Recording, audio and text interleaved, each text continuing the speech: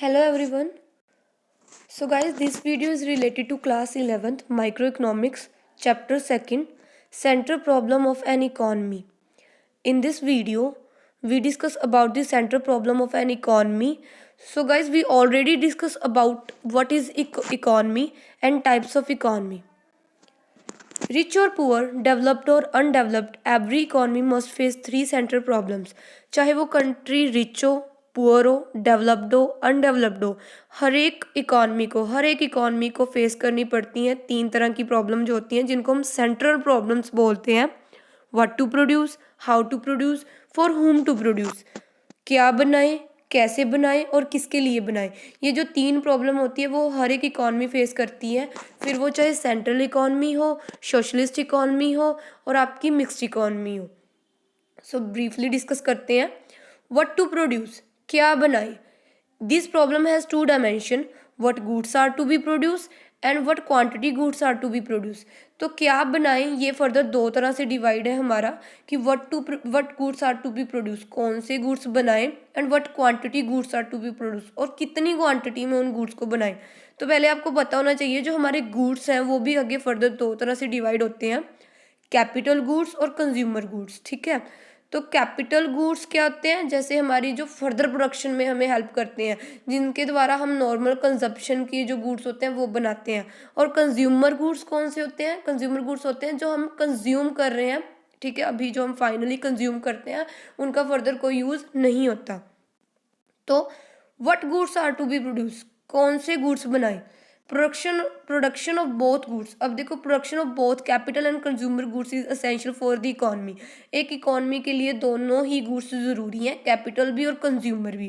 Capital goods जो होती हैं like plant and machinery, further वो हमारे यूज़ होते हैं फर्दर प्रोडक्शन के लिए.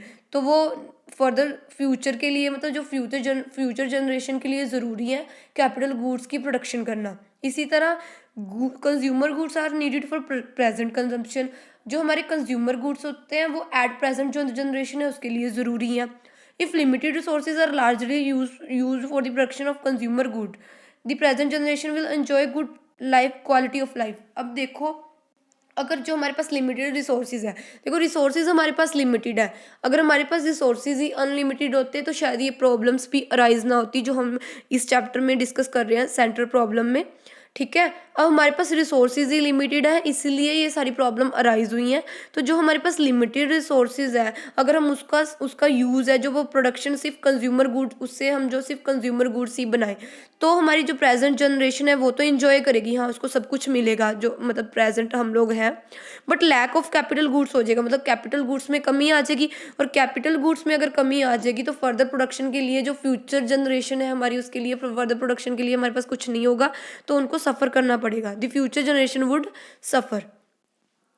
Likewise if limited resources are largely use for production of capital goods, अगर हम इससे अपोजिट चले कि हम ज़्यादा से ज़्यादा कैपिटल गुड्स को प्रोड्यूस करेंगे, एक इकॉनमी कैपिटल गुड्स पे फोकस करती है, तो the future would be high. मतलब जो हमारा फ्यूचर जो जनरेशन है और हमारा जो स्टैंडर्ड ऑफ लिविंग है फ्यूचर का, वो मतलब जनरेशन का, वो बिल्कुल अच्छा होगा, हाई होगा. But the lack of consumer good mean the present generation will have low standard of living. But जो प्रेजेंट जनरेशन है उसको सफ़र करना पड़ेगा. Hence the problem of choice or the problem of allocation of limited resources to different uses. तो इसी को बोलते हैं प्रॉब्लम ऑफ चॉइस कि क्या चूज़ करें जो हमारे पास लिमिटेड रिसोर्सेज में है. ठीक है गाइज, अभी हम जस्ट प्रॉब्लम के बारे में डिस्कस कर रहे हैं, इनके सोल्यूशन हम नेक्स्ट आगे फर्दर मतलब आगे पढ़ेंगे. अभी जस्ट हम ओनली जो हमारी प्रॉब्लम है एक इकॉनमी की वो क्या होती है हम उसके बारे में पढ़ रहे हैं. नेक्स्ट है in what quantity goods are to be produce, कितनी क्वांटिटी में गुड्स प्रोड्यूस करें.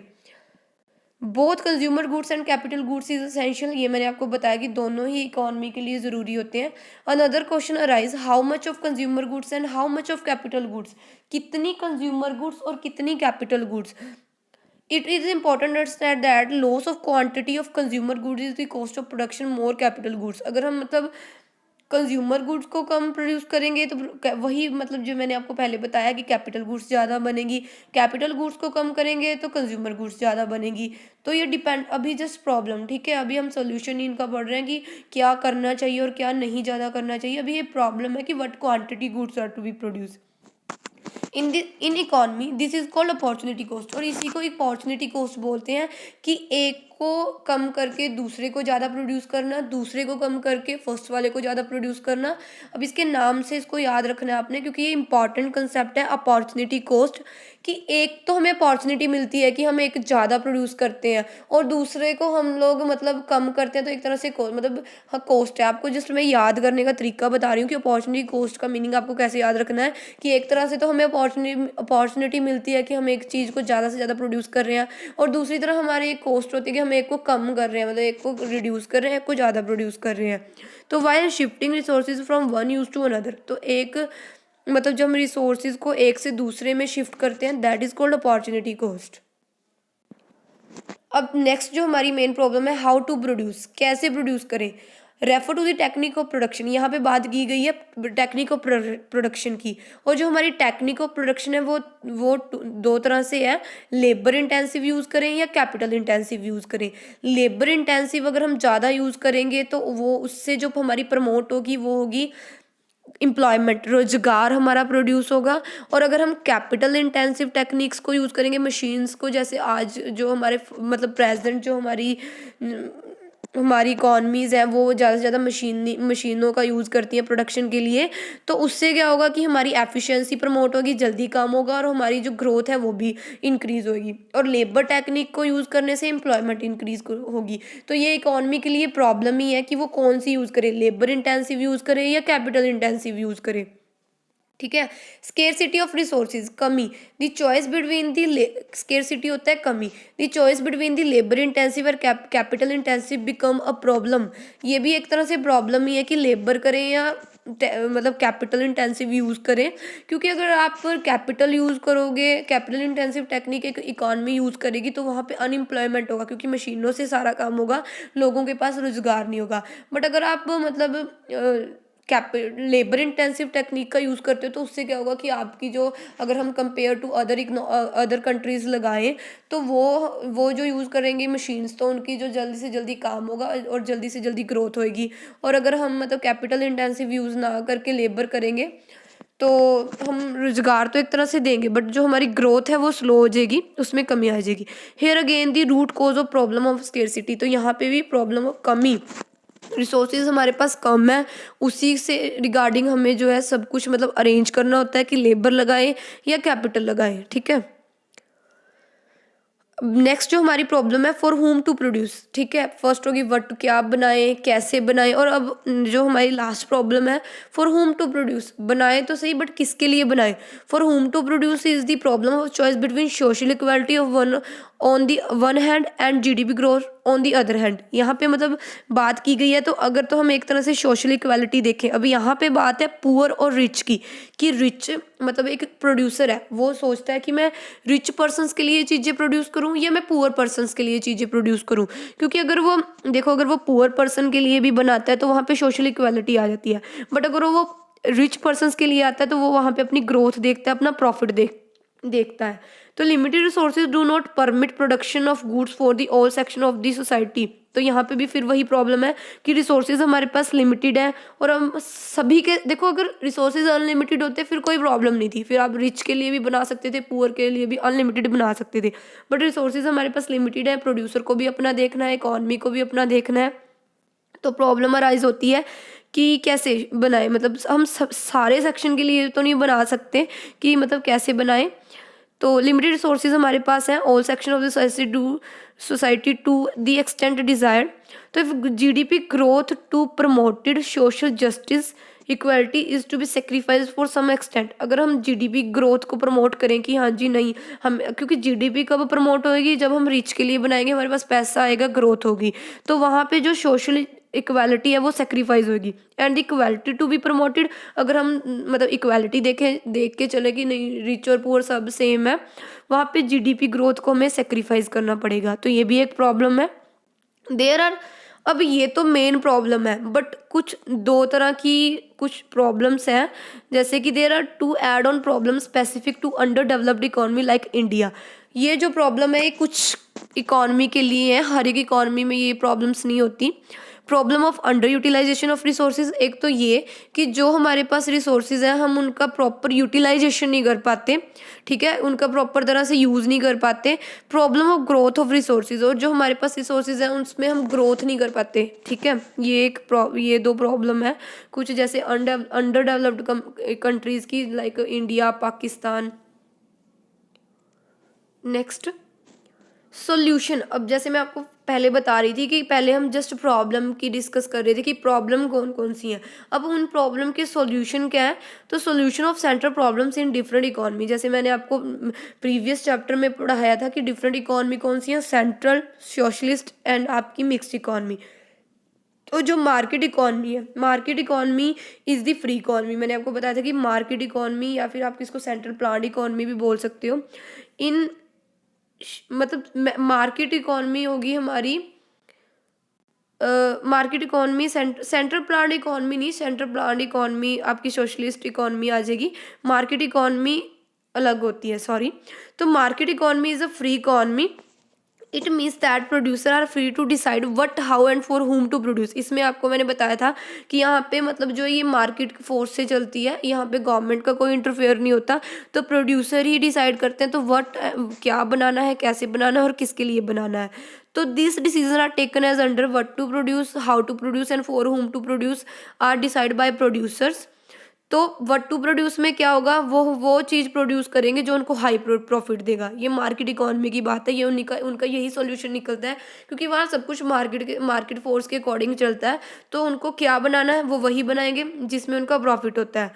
हाउ टू प्रोड्यूस में वो क्या करेंगे, they will always use technique which maximize efficiency and minimum cost. ये यहाँ पे मैं ये बात नहीं, मतलब हम लोग डिस्कस करेंगे कि वो हाउ टू प्रोड्यूस में लेबर लगाएंगे या कैपिटल लगाएंगे, वो मतलब वो वाली टेक्निक यूज़ करेंगे जिनसे उनका मैक्सिमम एफिशिएंसी है और उनका कम से कम कॉस्ट लगे, फिर चाहे वो लेबर में उनकी लग रही है या फिर मशीन से, ठीक है। तो मार्केट इकोनॉमी का यही सॉल्यूशन है। फॉर होम टू प्रोड्यूस में भी in a free economy producer will produce goods for those people who can afford to pay high price. वो उनके लिए ही चीज़ें बनाएंगे जो उनके मतलब प्रोडक्ट का हाई प्राइस दे सकें। Poor section of the society are often ignore. Market economy में पुअर सेक्शन को इग्नोर किया जाता है। It cause the problem of economy divide, ठीक है। यहाँ पे प्रॉब्लम ऑफ इकोनॉमी आती है कि रिच और पुअर में जो है मतलब डिवीजन किया जाता है। सेंट्रल प्लान्ड इकोनॉमी होती है जो हमारी सोशलिस्ट इकोनॉमी भी होती है। In a central planned economy decision relating what, how and for whom to produce are taken by some central authority of the government. यहाँ पे देखो गवर्नमेंट लेती है, जितने भी डिसीजन लेती है, all decision are taken to maximize social welfare, not maximize profit. Profit से रिगार्डिंग कोई यहाँ पे डिसीजन नहीं होता, बस लोगों के वेलफेयर के बारे में सोचा जाता है। तो जो भी यहाँ पे टेक्निक अडॉप्ट होती है वो the technique of production will be adopt which is socially most desirable, जो लोगों के काम आए वही टेक्निक यहाँ पे यूज़ की जाती है। That technique of mass unemployment, जिससे कि जो अनएम्प्लॉयमेंट है वो ख़त्म हो। For example labour intensive technique यहाँ पे ज़्यादा मतलब यूज़ की जाती है। Enough goods will be produce for poor section, ज़्यादा से ज़्यादा पुअर सेक्शंस के लिए गुड्स प्रोड्यूस किए जाते हैं। Even when production of such goods not profitable, चाहे उस गुड्स से प्रॉफिट ना भी हो, क्योंकि ये सेंट्रल प्लान्ड इकोनॉमी है, यहाँ पे लोगों के बारे में सोचा जाता है। मिक्स्ड इकोनॉमी में क्या होता है, मैंने आपको मिक्स्ड इकोनॉमी का मतलब भी बताया था, जहाँ पे दोनों दोनों मतलब यूज़ होते हैं। कुछ हिदायतें गवर्नमेंट की भी होती हैं और कुछ प्रोड्यूसर्स की भी सुनी जाती है। तो decision regarding what, how and for whom to produce are taken both maximize profit as well as social welfare, दोनों में, कि जहाँ पे प्रोड्यूसर का भी प्रॉफिट हो और लोगों का भी वेलफेयर हो। In central area of production producer are free to taken that there decision with the view of maximizing profit. कुछ जगह पे जो प्रोड्यूसर को फ्री ऑफ वो माइंड होता है कि हाँ वो इतना प्राइस रख सकता है जिससे उसका प्रॉफिट हो। और कुछ केसेस में क्या होता है कि कुछ social consideration entirely on the basis of social consideration, जहाँ पे लोगों के बारे में सोचा जाता है। For example in India producer are free to produce cloth और steel and maximize their profit, कि वो क्लोथ, स्टील या अदर को कई तरह के प्रोडक्ट्स होते हैं जो वो अपने अकॉर्डिंग बना सकता है और उनको बेच सकता है। But like railway are the monopoly of the government. But देखो इंडिया में जो रेलवे है वो टोटली कंट्रोल किसके है, गवर्नमेंट के कंट्रोल्ड है। गवर्नमेंट ही मतलब उसके जो चार्जेस है वो सेट करती है। The government provide transport service at the nominal rate so that the poorer section of the society can avail them. अब ऐसा नहीं है कि देखो प्राइवेट भी जो है ट्रांसपोर्ट सिस्टम है, बट जो गवर्नमेंट के अंडर है वो हमारी रेलवे सिस्टम है, और रेलवे ने उसका प्राइस भी उसी अकॉर्डिंग रखा है कि हर एक सेक्शन उसमें जो है ट्रैवल कर सके। ठीक है गाइज, अब ये तो आपकी मतलब प्रॉब्लम की सॉल्यूशन थी।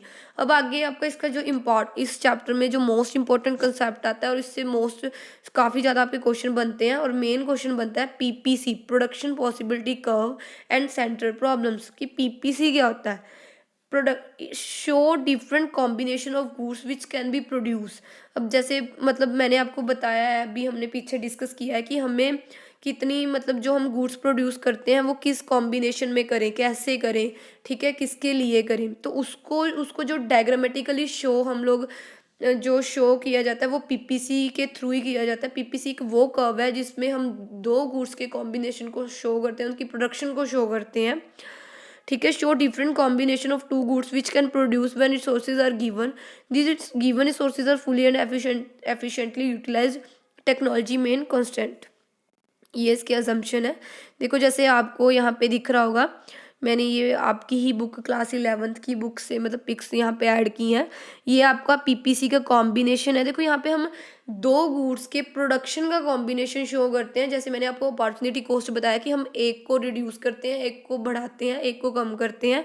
जैसे यहाँ पे अगर आप देखोगे कॉम्बिनेशन दे रखा है आपको ए, अगर आप एप्पल को 100 मतलब टन्स में है, अगर आप एप्पल 100, एक खेत है आपके पास, आप उस खेत में दो मतलब फसल उगाना चाहते हो, एप्पल की और गेहूं की, है ना, सेब की और गेहूं की। तो अगर आप उस खेत में 100 टन एप्पल उगाते हो तो फिर 0 चांस है कि वहाँ पे व्हीट आपकी उगेगी, नहीं, फिर वो सिर्फ 100 टन वहाँ से ओनली एप्पल की प्रोडक्शन हो सकती है। फिर आप मान लो कि आप 90 मतलब थोड़ा कम कर देते हो, 19 टन आप वहाँ पे एप्पल उगाते हो तो 10 टन आपकी वहाँ से गेहूँ निकल सकती है। इसी तरह अगर आपको वहाँ से 17 टन आप वहाँ से मतलब एप्पल निकालते हो तो आपको वहाँ पे 20 टन जो है गेहूँ निकलेगी। और 40 टन अगर आप वहाँ से एप्पल निकालोगे तो 30 आपकी व्हीट वहाँ से प्रोड्यूस हो जाएगी। अगर आप वहाँ पे एप्पल नहीं लगाते हो, मतलब आपका माइंड है कि नहीं एप्पल की खेती नहीं करनी है, जस्ट फिर आपको वहाँ से 40 टन जो है पूरे खेत में से व्हीट ही मिलेगी आपको वहाँ से। आप मतलब कहने का मतलब है कि अगर आप 100 टन वहाँ से एप्पल लेते हो तो आप वहाँ 0 टन मतलब व्हीट वहाँ नहीं उग सकती, उस खेत का दायरा ही इतना है। बट अगर आप वहाँ पे 40 टन व्हीट लगाते हो तो वहाँ से एप्पल की प्रोडक्शन नहीं हो सकती। तो इसी को बोलते हैं यहाँ से आपको एक मीनिंग और समझ आ जाएगा, यही अपॉर्चुनिटी कॉस्ट होती है। जब जैसे जैसे देखो आप 100 से 90 पे आ गए तो आपने 10 का सेक्रीफाइस किया, 90 से आप 70 पे आ गए तो आप सेक्रीफाइस करते जा रहे हो, एक तरह से आप दूसरी जगह आप ऐड ऑन करते जा रहे हो। इसी को बोलते हैं अपॉर्चुनिटी कॉस्ट, जब एक से दूसरी जगह पे आप लोग शिफ्ट करते हो। और यही कर्व है, देखो आपकी पीपीसी शो कर रही है, इसको प्रोडक्शन पॉसिबिलिटी कर्व भी बोलते हैं, प्रोडक्शन पॉसिबिलिटी फ्रंटियर भी, और ट्रांसफॉर्मेशन कर्व भी। और ये आपको तीनों तरह से पूछा जा सकता है कि ट्रांसफॉर्मेशन कर्व क्या होती है, या पीपीसी फ्रंटियर क्या होता है, पीपीसी प्रोडक्शन पॉसिबिलिटी कर्व क्या होती है। इसी कॉम्बिनेशन को आपने कर्व के थ्रू मतलब शो किया है। ठीक है, इसको बोलते हैं पीपीसी कर्व। ठीक है, PPC and opportunity cost. Opportunity cost in the cost of availing on one opportunity in term of the loss of other opportunity. In other words, it is the cost of shifting resources one use to other. It equal to the loss of output in use one when resources are shifted from use one to use two. ये मैंने आपको simple language में अभी बताया कि जब आप एक रिसोर्सेज को 1 से सेकंड में शिफ्ट करते हो तो उसी को बोला जाता है अपॉर्चुनिटी कॉस्ट। देखो यहाँ पे क्या होता है, जो आप इस फिगर में देखो, जो आप इंक्रीज कर रहे हो वो आपका गेन हो रहा है, और जो आप डिक्रीज कर रहे हो वहाँ पे आपका लॉस हो रहा है। ठीक है, अब आएगा टोटल एंड मार्जिनल कॉस्ट क्या होता है। टोटल अपॉर्चुनिटी कॉस्ट होता है, total opportunity cost refer to the total loss of output when the given resources are shifted from use 1 to use 2। जब आप टोटली, जैसे मैंने आपको बताया था ना कि अगर आप 100 के 100 एप्पल टन लगाओगे तो वहाँ पे आपका क्या होगा कि 100 तो आप एप्पल लगा रहे हो बट 0 आपकी जो हो रही है वो व्हीट की प्रोडक्शन हो रही है। तो वहाँ पे टोटल अपॉर्चुनिटी कॉस्ट हो रहा है कि जब आप टोटली एक से दूसरे रिसोर्सेज में शिफ्ट करते हो। मार्जिनल अपॉर्चुनिटी कॉस्ट क्या होता है? Marginal opportunity cost per unit of addition, कि पर जैसे आपने 100 से आप 90 पे आए, 90 पे से आप 70 पे आए, तो आप एक मार्जिन में शिफ्ट कर रहे हो, ठीक है, मार्जिन में आप एक तरह से शिफ्ट कर रहे हो, तो उसको बोलते हैं marginal opportunity cost per unit of addition output of crop 2 when resources are shifted from one opportunity to another. ठीक है, ये थोड़ी टेक्निकल लैंग्वेज है, बट मैंने आपको एक सिंपल लैंग्वेज में इसका मीनिंग समझाया है। नेक्स्ट है आपका slope of PPC. Slope of PPC में क्या है? PPC show two characteristics, it slopes downward from left to right. आपने देखा होगा कि जब मैंने आपको पीछे फिगर जो दिखाई थी उसमें जो आपकी स्लोप है वो लेफ्ट टू राइट मतलब नीचे को बनती है, और ये कनकेव होती है, concave to the point of reason, इस मतलब शेप में होती है, सी शेप में कनकेव। आपको पता होगा कि कनकेव शेप क्या होती है। तो रीजन क्या है? Why PPC slope downward? PPC slow downward because with the given resources increase in output goods is possible only when there is decrease in output of goods 1। अब वो डाउनवर्ड क्यों होती है? देखो डाउनवर्ड इसलिए होती है, पहले आप 100 बना रहे थे, 100 से आप 90 पे आए, 90 से आप 70 पे आए, है ना, फिर आगे आप डिक्रीज होते गए, तो आप एक तरह से तो डिक्रीज हो ही रहे हो, माना कि आप एक तरह से इंक्रीज हो रहे हो बट एक तरह से डिक्रीज भी तो हो रहे हो। तो जब आप एक तरह से डिक्रीज होके दूसरे से इंक्रीज होते हो तो वो जो आपकी स्लोप है वो डाउनवर्ड शो करती है। यही रीज़न है कि increase in output of goods is possible only there is decrease मतलब इंक्रीज, एक गुड्स का इंक्रीज होना तभी तय है जब आप दूसरे को डिक्रीज करो, क्योंकि जो आपके पास रिसोर्स है, वो जो आपके पास खेत है वो एक ही है। देखो ये वहीं पे मैंने इसकी अजम्पशन है पीपीसी की, आपके पास गिवन रिसोर्सेज है, मतलब आप अपनी बुक में भी जब पढ़ोगे तो आपके पास वहाँ पे अजम्पशन में नीचे लिखा हुआ कि आपके पास गिवन रिसोर्सेज, ये आपकी अजम्पशन लेके चले कि खेत आपके पास एक ही है।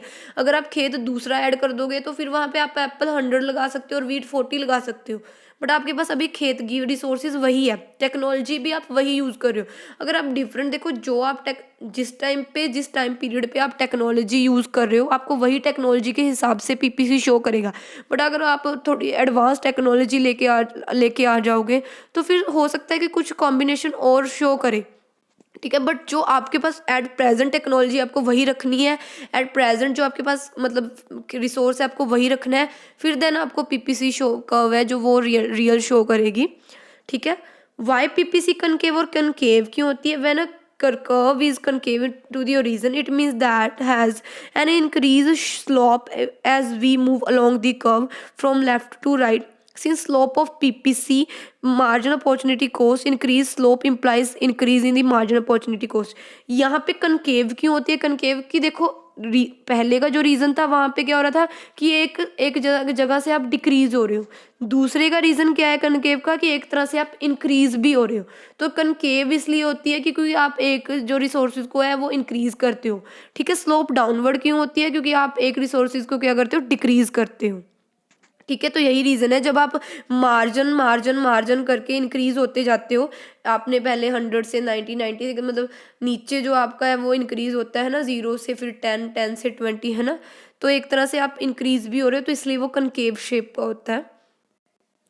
PPC concave to the origin, ठीक है, according it is conclude that PPC is concave to the origin because one as more resources are shifted from opportunity 1 to opportunity 2। मैंने आपको अभी समझाया सिंपल लैंग्वेज में कि जब आप ज़्यादा से ज़्यादा रिसोर्सेज एक से दूसरे में शिफ्ट करते हो तो वहाँ पे इंक्रीज होता है, marginal opportunity cost tend to rise, तो मार्जिनल अपॉर्चुनिटी कॉस्ट जो है वो राइज होती जाती है, इसलिए वो आपकी कनकेव शेप की होती है।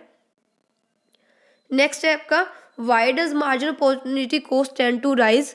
Marginal opportunity cost tend to rise because इसका भी सेम वही रीज़न है आपके पास, क्योंकि वो राइज इसलिए होती है कि आप एक मतलब रिसोर्स से दूसरे रिसोर्स पे शिफ्ट करते हो, डिस्ट्रीब्यूट करते हो। When the specialized use of resources is increase distribute the loss of output, मतलब एक तरह से आपका एक जगह लॉस होता है, दूसरी जगह आपका इंक्रीज होता है, तो that's why marginal opportunity cost tend to rise. Thank you.